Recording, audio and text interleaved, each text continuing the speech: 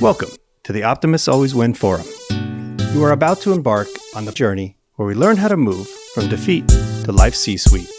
Your host today is award-winning speaker, stage 4 cancer survivor, and renowned diversity trainer, Kimberly S. Reed. I want to ask a question from chapter 8, the art of becoming a chameleon.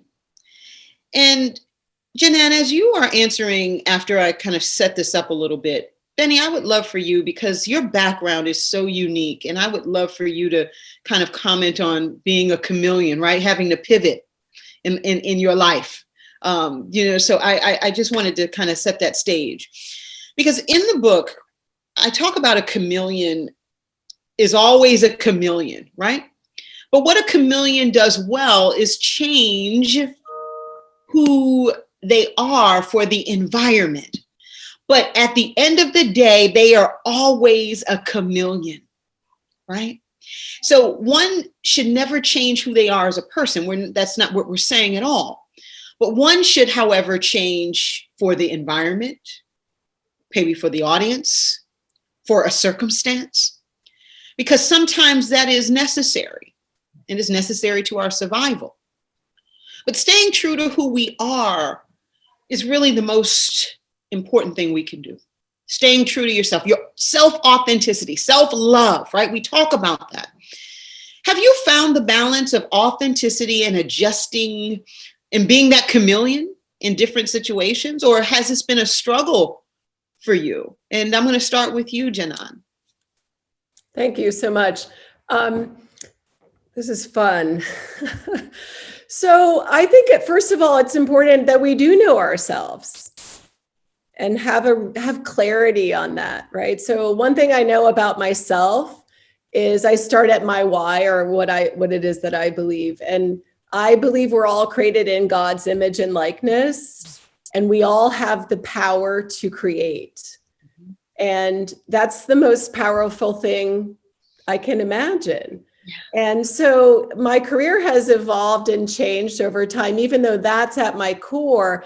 How I do it is actually pretty similar. I have some core values, common values, being curious, creative, proactive, and a team player. But why I do it's always about creating.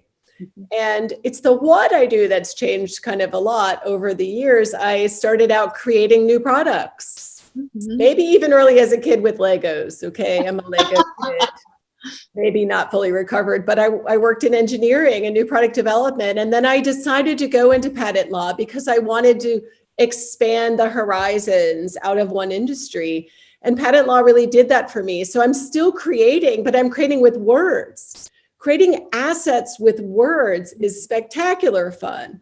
I really enjoy it. And then it helps contribute to other companies. Mm-hmm. And then when we started looking at how we do that better, always evolving, right? Because really chameleon change, it's kind of about growth. Yeah. We've got to always be growing. We started using data, realizing that using some information to inspire people to create more. Mm-hmm. So even if we're not working with them to create patent assets, we're working with companies to inspire what they create, to do it with more competitive advantage with the patent forecast system. So data gives us vision, but experience does too. So I'm always drawing from everything I've seen to bring it to bear here. And I'm an angel investor also. So that's really contributing in a different way. And my hat changes, my role changes. I'm advising, but not on legal.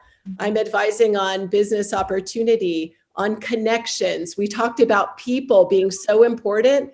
We are all called to do something great, but nobody does it alone. Right. You have to connect. Mm-hmm. You have to connect with others. So I am always changing my hat during the day, right? But I think my next evolution that I'm calling into being is to run a fund based on this data to bring more return to shareholders. Mm-hmm. So I'm encouraging many more companies in that way. So we should always look to change, even if it's hard.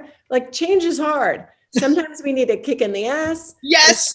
Painful situations, crisis is calling us to change. So when I talk about the fund and using data, one of the things we realized is that when you invest in patents, it's always ahead of what you do in the market. So this is giving us more prediction, more vision about change and evolution across technologies.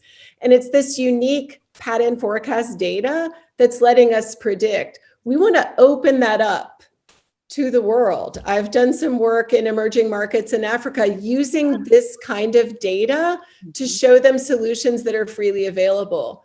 So it's something that can be applied globally. The data cuts across industries. This is pretty new and exciting. And I look forward to sharing more about it. Thanks. Janan, I will tell you, and when I was getting my MBA, I would have loved for you to be my professor in my data class. I will tell you, right? I would have probably done so much better in that class because you really, I love your methodology of thinking. I love your innovation. I just love the pivot that you've given us around, what with data. And, I worked for global professional services, so emerging markets, et cetera, very well versed. But, I'm always learning, and I love learning from very innovative and smart people. So thank you for that. Thank you for how you explain that. I mean that.